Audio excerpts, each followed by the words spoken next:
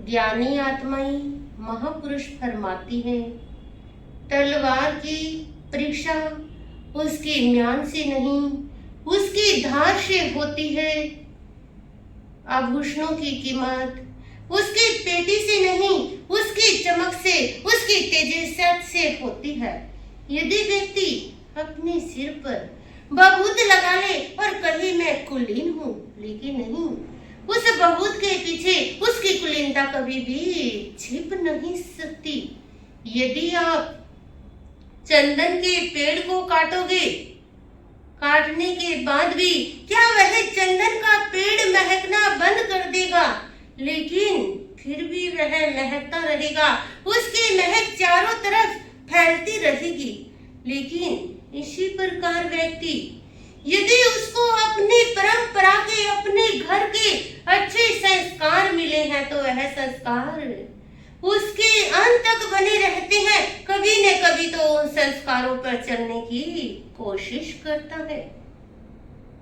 आपने कई बार सुना होगा, परशुराम जी क्षत्रिय पुत्रों को कभी शिक्षा नहीं देते थे और ब्राह्मणों को शिक्षा देते थे। और एक बार जब कर्ण को इस बात का पता चला, अरे परशुराम जी ब्राह्मण पुत्रों को शिक्षा देते हैं, क्षत्रियों की द्वेषी हैं, मैं किस प्रकार से विद्या प्राप्त कर सकता हूँ?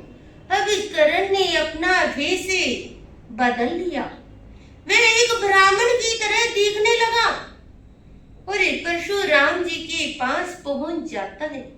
गुरुदेव, मुझे भी शिक्षा चाहिए, मुझे भी ज्ञान चाहिए, मुझे भी आप शस्त्र विद्या सिखा दीजिए। लेकिन उस समय परशुराम जी ने उनको विद्या सिखाना प्रारंभ किया और विद्या सीख लेते हैं और विद्या के साथ साथ गुरु की सेवा भी तन मन लगाकर करते हैं। गुरु की हर एक छोटी छोटी बातों का ख्याल रखते हैं। और एक दिन वह गुरु और शिष्य परशुराम जी और कर्ण दोनों जंगल में जा रहे थे। एक पेड़ की शीतल छाया में बैठे और जैसे ही छाया के अंदर बैठे हुए हैं, अब परशुराम जी को नींद आने लगी। अब वह कर्ण की जंघा पर अपना सिर रखकर सो जाते हैं।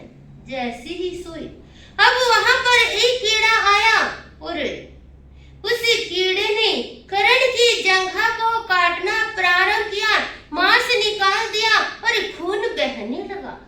अब वह कीड़ा कर्ण का खून पीने लगा, उसे अत्यधिक स्वादिष्ट लगने लगा। और जैसे ही कुछ देर में गुरु की आंखें खुली, परशुराम जी की आंखें खुली और उन्होंने देखा, अरे कर्ण की जंघा से खून बह रहा है। और उसी समय परशुराम जी समझ जाते हैं, अरे यह कोई ब्राह्मण पुत्र नहीं, क्योंकि ब्राह्मण का औलाद होती तो यह कष्ट को सह नहीं पाता। यह सिर्फ एक क्षत्रियों की औलाद कर सकती है, क्षत्रियों का बच्चा कर सकता है। और उसी समय परशुराम जी ने कर्ण को कहा, तुम ब्राह्मण पुत्र नहीं, तुम क्षत्रिय हो और तुमने जो विद्या मेरे से छल और कपट के द्वारा प्राप्त की है, वह विद्या समय आने पर तुम्हारी कोई काम की नहीं रहेगी, तुम उस विद्या को भूल जाओगी। गुरु ने शराप दे दिया, लेकिन फिर भी शिष्य ने गुरु की पैर पकड़ी हुई है। देखिए, यहाँ पर हमारे संस्कारों की, हमारे परिवार की बात चल रही थी।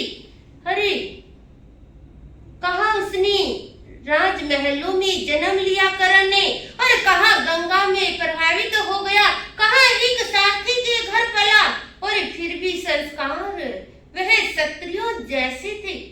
क्योंकि खून का असर पड़ता है, लेकिन व्यक्ति चाहे जो मर्जी कर ले, लेकिन वह अपनी, यदि कुलीन व्यक्ति है, कुलीनता को नहीं छोड़ता। धार्मिक व्यक्ति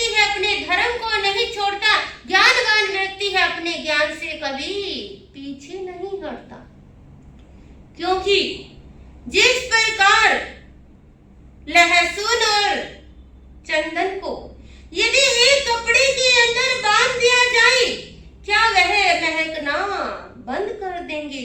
उनकी जो जो खुशबू है वह आग तक पहुंच जाएगी, लेकिन जिसके अंदर जैसे जैसे संस्कार है, एक न एक दिन उस व्यक्ति के संस्कार आग के सामने प्रकट हो जाते हैं, आग के सामने आ जाते हैं। लेकिन कभी भी हमें गुरु के साथ छल कपट नहीं करना चाहिए, धोखा नहीं करना चाहिए, और हमने जो शिक्षा प्राप्त करनी है, जो भी ज्ञान अर्जित करना है, उसके लिए हमें सच बताना चाहिए।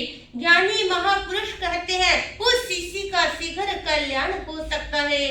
इन्हीं शब्दों के साथ जय गुरनी कैलाश, जय गुरनी कुसुम।